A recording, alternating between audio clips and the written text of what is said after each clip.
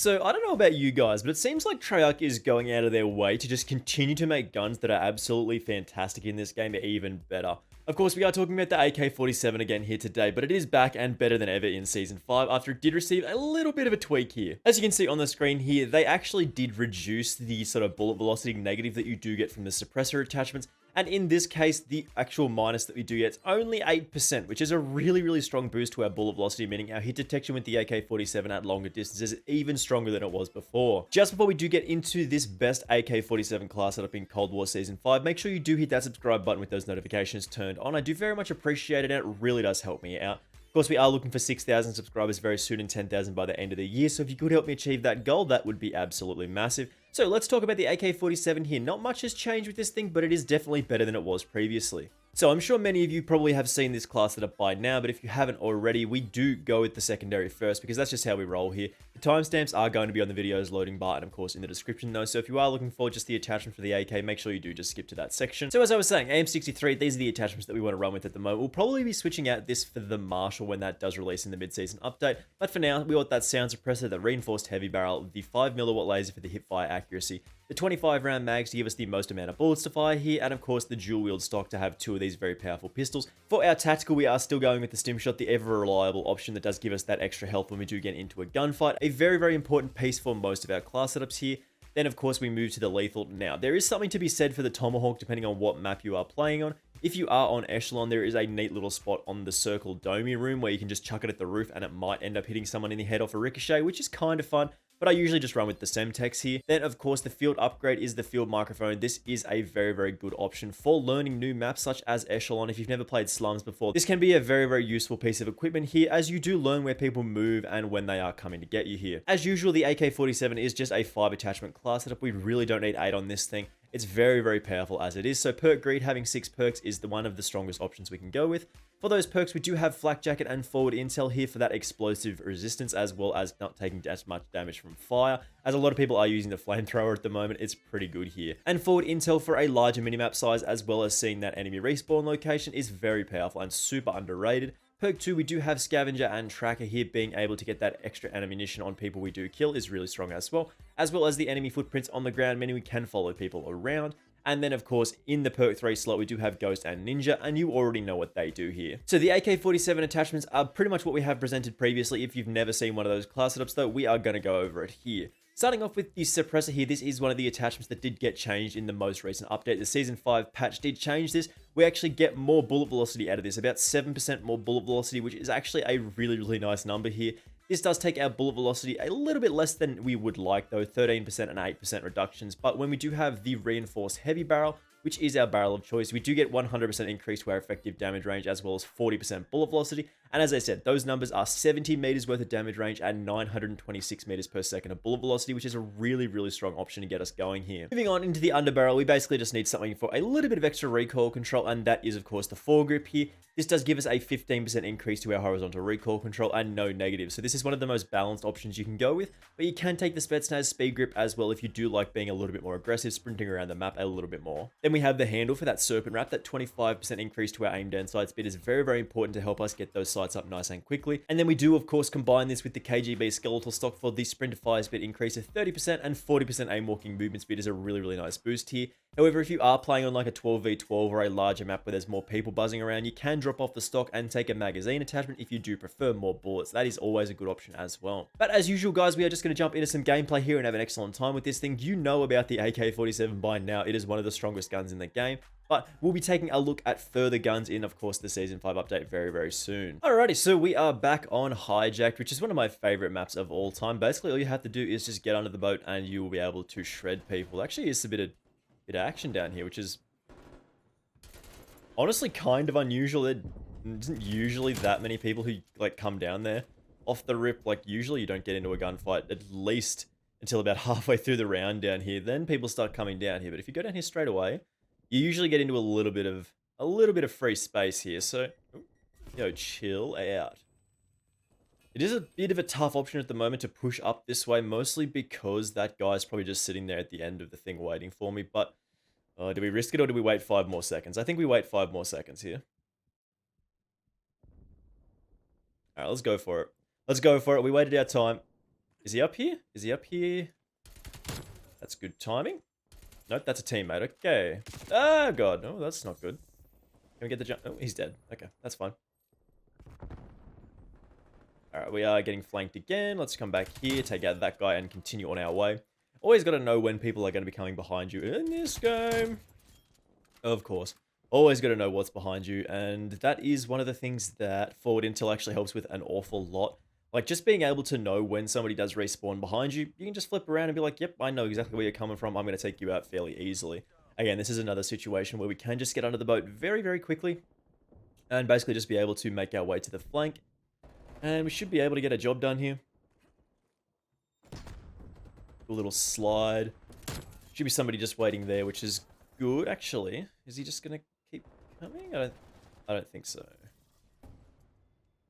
You're just going to back off. Just going to back off a touch.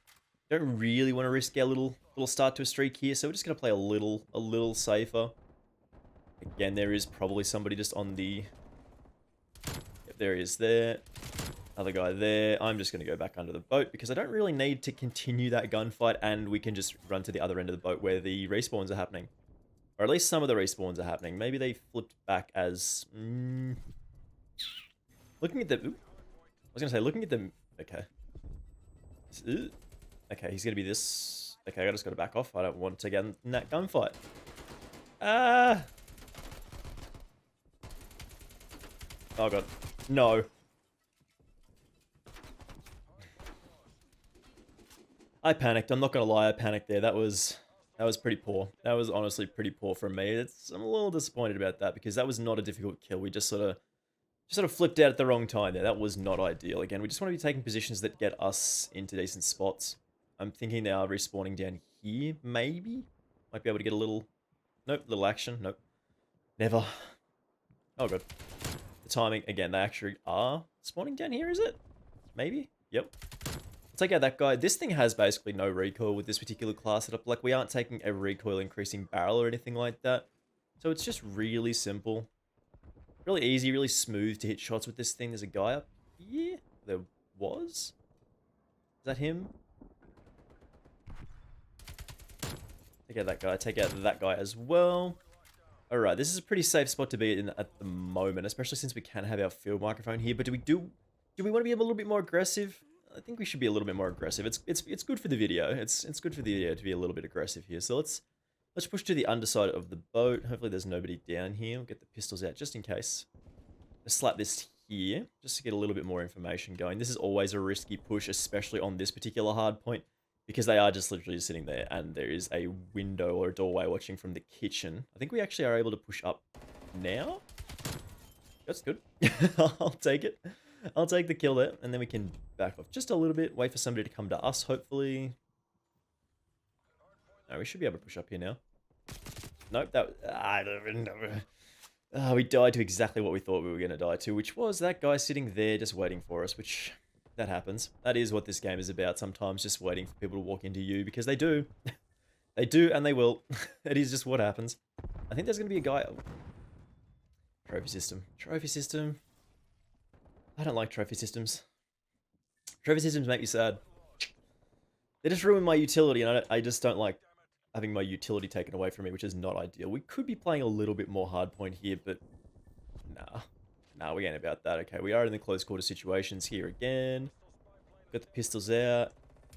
Ready to rumble. Take out those two guys. Hit the reload.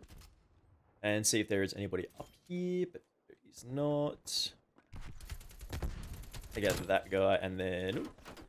No, that's fine. I don't need that kill that badly that I'm going to risk my life. Okay, he went that way. He's just chilling. I'm expecting somebody to come in here, which they did. I'm actually going to reload very quickly because they... Yeah! Nope. Time to go. Yeah, and I didn't like that. Alright, where are we looking here? I'm expecting somebody to come up here. Oh, God. Okay, the predictions are getting a little scary at the moment because I'm pretty much spot on. I'm going to take out this guy who's just here.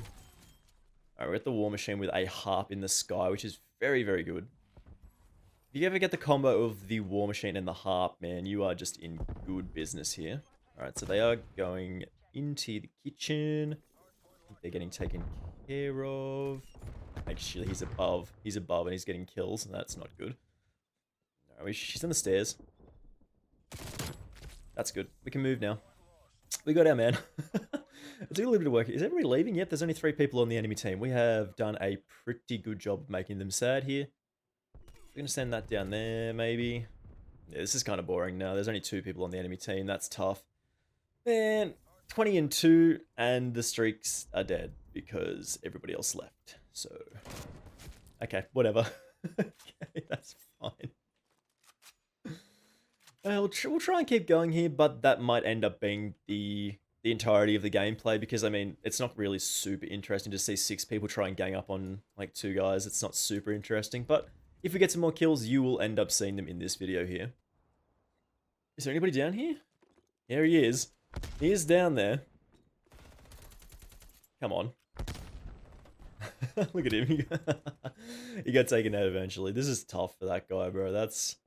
Oh, man, that is super unfortunate. And he's actually still winning by a lot, despite there being 1 guy. Yeah, we're going to have our final thoughts on this thing in just a second here. I don't think we're going to get any more action going. So, as you saw there, guys, the AK-47 back and better than ever in Season 5, which is so super exciting. I love when they make even stronger weapons, just ridiculously powerful in this game. I don't know why they keep deciding that the AK-47 just needs those little tweaks, man. I don't get it, but whatever. I'm really glad they did actually make this a little better because it's one of my favorite guns in the game and it is definitely one of the most powerful. Thank you very much for watching this one, of course. Make sure you do hit that subscribe button with those notifications turned on if you've not already done so. I do massively appreciate it and it really does help me out.